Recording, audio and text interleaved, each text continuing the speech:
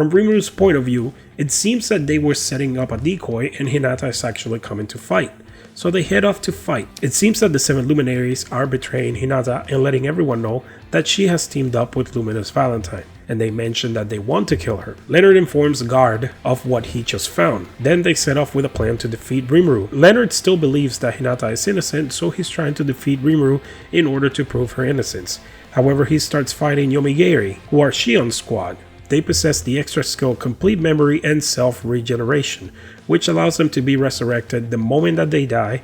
They basically have surpassed death, so the battle against Shion begins. Rimuru questions why Hinata is betraying his trust, but Hinata is completely confused about everything that's going on, and she doesn't understand why Leonard, her second in command, is disobeying her direct orders. One of Hinata's subordinates starts talking and Benimaru cuts him off, because only Hinata and Rimuru are allowed to speak. At this time, the subordinate throws an attack at Benimaru, but he's able to block it easily. Then the rest of the team joins in to defend Rimuru.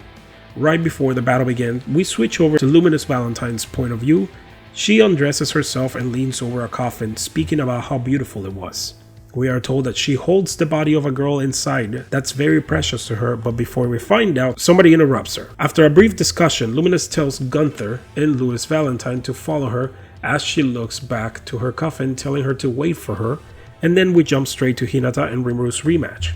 Hinata is very surprised to see the growth in Rimuru from the last time they fought. He was so weak before that her ability Usurper deemed him not applicable because there was no power to steal from him.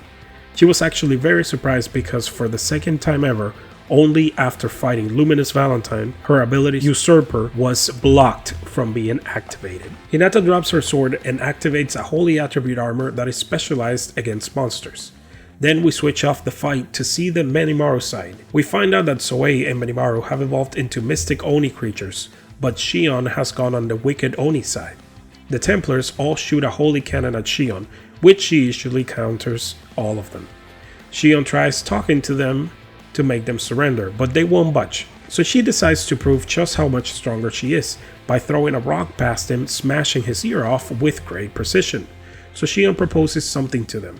They will all throw their strongest attack at her. If she stays standing, she wins, and they will peacefully surrender. They all sync up their strongest attack and launch them at Shion.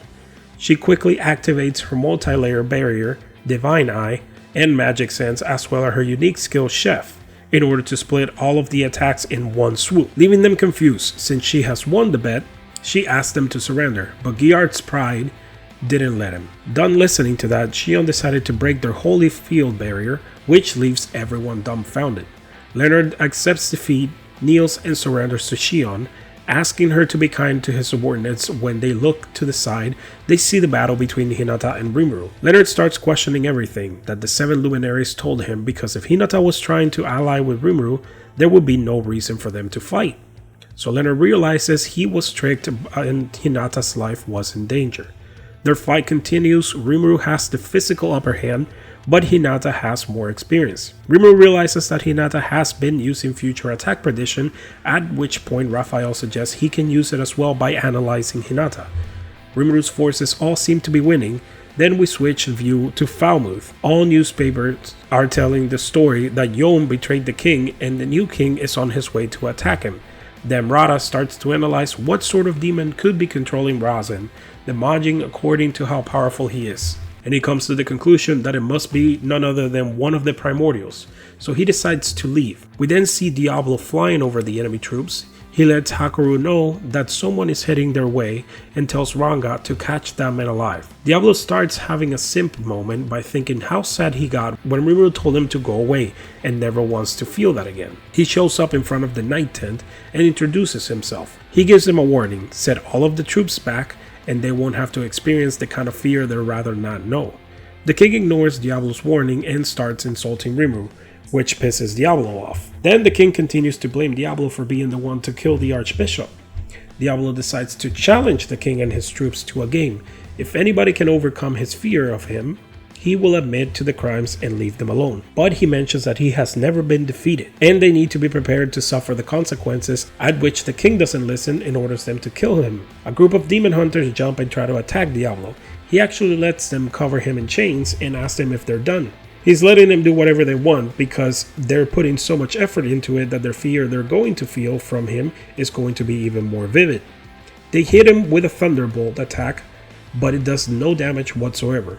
Diablo then decides to put off a barrier to protect the journalist from seeing what's going on inside. He exerts his Demon Lord Haki, which terrifies everyone but 3 guys. One of the 3 tell Diablo that he is bluffing because it is impossible for Diablo to be able to become a Demon Lord because normal demons can only evolve to archdemons. So Diablo mentions that it is possible. For example, another demon who evolved into a true Demon Lord, Red, meaning Guy Crimson. The Demon Hunter seems to be very surprised that Diablo is just calling Guy as Red because in Demon Society, a strict hierarchical relationship happens. A low-level demon would never address a primordial without showing respect. So the Demon Hunter goes into denial because he cannot believe that Diablo is a primordial demon. So Diablo starts talking about primordial white, and the truth starts to sit in for the Demon Hunter. Judging by the color of her hair, he figured out this guy must be primordial black. The Demon Hunter gives up and begs Diablo to let him live, at which Diablo complies and tells him to take everyone that passed out with him. Sade, one of the 10 great saints and one of the 3 battle sages, steps up and prepares to fight Diablo. We switch back and we see Ranga capturing the men Diablo had asked him to, along with more of Rimuru's forces. Back on the battle with Diablo, Glenda throws a knife at Diablo, which proves to be ineffective since physical attacks don't work on him, only for Sade to realize he was only being used as a bait for Glenda to escape, asking him to show him something interesting. Sade realizes that the 7 luminaries were behind the assassination of the Archbishop, and then out of nowhere they show up to help him fight Diablo. Or so he thought. The 7 luminaries are actually there to get rid of the evidence. We find out we head back to continue watching the battle between Hinata and Rimuru. Hinata proposes ending it all with one final strike, at which Raphael analyzes and doesn't see any killing intent from her. Rimuru accepts. If he can survive, he wins. Rimuru makes her promise that if he wins the duel, she will never mess with his country again. Hinata agrees and says that the only reason they're fighting is because he requested it. Rimuru seems confused though because there was more to the message that he sent Hinata, but she never got to see it all. He then tells Benimaru to take control of if something were to happen to him, at which point we see that all of his subordinates have actually won their battles. After analyzing her chant, Hinata is about to use Melt Slash, which imbues her sword with a mystical force and slashes through anything. Rimuru wasn't able to defend or evade the attack, so he uses Beelzebub and comes out with no damage. He ended up having to use 70% of his Magickules in order to cancel out Hinata's Melt Slash, and he had to sacrifice his ultimate skill, King of Gluttony Beelzebub. Hinata actually gives up since Rimuru won the bet, but her sword shoots an attack towards Rimuru, which Hinata then pushes him out of the way and saves his life. By getting hit herself, he tries to heal her with a potion, but it's not working because her magic resistance disassembles Magickules, automatically neutralizing their effect. Rimuru orders the other knights to cast healing magic, but they are all trapped before they do anything, at which point the 7 luminaries show up, mentioning they will punish Hinata. We get a small flashback where we actually see the entire message that Rimuru had sent Hinata. He actually tells her he understands her position and that the teachers of the Western Holy Church are that monsters are evil. So he proposes a solution. He wants to talk about Shizu and build a relationship between Lubelius and Tempest to respect both sides. If she refuses to do that, then he will fight her on a one-on-one.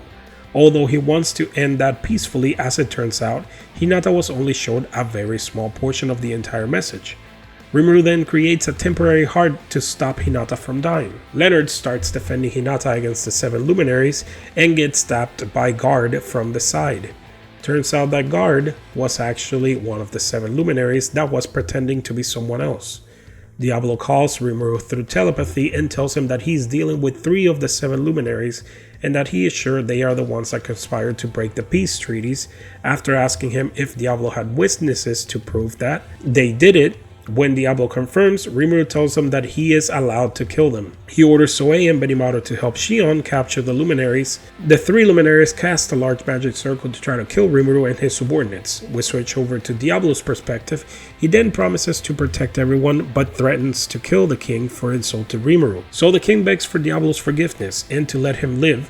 He will give him anything, including his throne and position. which was exactly what Diablo was looking for in order to appoint Yom as the next new king. Once the battle begins, the three luminaries fighting create a Holy Trinity disintegration spell, but Diablo activates his skill Time of Despair. It's a unique skill that traps his enemies in a virtual realm, then slowly folds and collapses within itself. Back on Rimuru's side, another Holy Trinity disintegration spell is being used, however this time it's on Rimuru. Rimuru then activates Beelzebub and sucks up the attack, but he is confused because he had believed Beelzebub had been sacrificed, but Raphael had just created a backup copy of his skill, so Rimuru didn't lose it. The luminaries try to use another Holy Trinity disintegration skill on Rimuru, and while he starts to panic, Raphael asks him if he should activate absolute defense from the ultimate skill Uriel. It seems that Rimuru had gained another angelic ultimate skill being Uriel, and he didn't even know it. Side note, Rimuru actually had awakened Covenant King Uriel back in Volume 6, but the manga incorporated it only now in Volume 7 as part of the story. But this was the first time ever of Rimuru using absolute defense. Now the luminaries are surprised because no one should be able to withstand a direct blast of Trinity disintegration. As Rimuru's subordinates are getting ready to attack, the luminaries start talking nonsense when suddenly two doors appear behind them and Luminous Valentine comes out. This is when Rimuru realizes that the Demon Lord Valentine was actually the god Luminous that the humans always revered. For the first time ever, the Holy Knights are seeing their god. Luminous then casts a skill of resurrection on Hinata and brings her back to life. Immediately right after, we get a flashback of when Hinata appeared for the first time in the Central World. She was just coming back from school, she closed her eyes because of the wind, and when she opened them, she had been transported to a different world. We get a bit more detail into her personal life, how her father was abusive and she ended up pushing him off a cliff. Then her mother started ignoring her. She felt like everything she held dear was stolen from her. So she developed a skill, Usurper, that steals power from anyone that is stronger than her and weakens her enemies. So she defends herself from the men trying to enslave her. Later on, she starts training with Shizu until she got too attached and decided to leave before Shizu abandoned her. She wakes up again and sees Rimuru before anyone else, but thinks it's actually her teacher Shizu. Luminous goes to punish the remaining luminaries. Meanwhile, Rimuru gets a message from Diablo that he is done. Valentine casts a skill called Death Blessing. A pair of hands appear, they hug the luminaries, and they turn into magicules. Out of nowhere, Veldora shows up, just because he was bored, saying he sensed the presence of a demon lord. This confused the Holy Knights because by the sound of the conversation, it doesn't seem that Rimuru is the one being talked about. So he looks at Valentine and calls her out for being a demon lord, which reveals her secret to all of the Holy Knights. A panel switches over to the one remaining luminary, wondering where are the other six. Then a man shows up, Cardinal Nicolaus. He figured out how to fix the crystal ball and saw the real message Rimuru had sent. He then uses disintegration on the luminary, killing the final one, then claiming that the only god for him is Hinata herself. Turns out that the luminaries killed by Nicolaus was possessed by Grandbel Rosso. Then his granddaughter Maribel shows up to report Glenda is back and explain what happened with Diablo. Maribel then claims Rimuru is trying to take over the world, and we get some info on her. She is actually a reincarnator and possesses the knowledge from another world. We switch over to Rimuru's perspective one last time, where Veldora apologizes, or attempts to, for destroying Luminous City a long time ago. Rimuru gives her Veldora and they have some playful chat.